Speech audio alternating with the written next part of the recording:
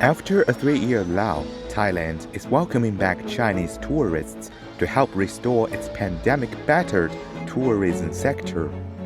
19年以后一直没出国，今年是第一次，感受到了热情和对中国人的这种无比的友好和欢迎，非常的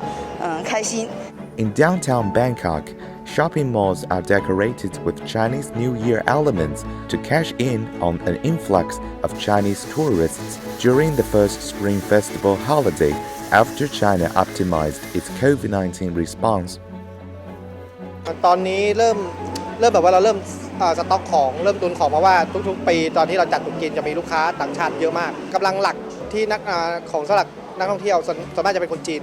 ซึ่งปีนี้คิดว่าถ้านักท่องเที่ยวจีนเข้ามาคงจะกลับมาแบบได้ดีขึ้นเหมือนแต่ก่อนนะฮะ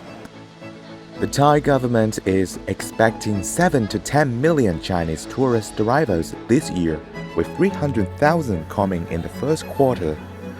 没有中国游客来泰国的感觉很安静没有活力，没有动力。泰国非常欢迎中国游客回来这带动我们泰国的经济效益是非常大的贡献。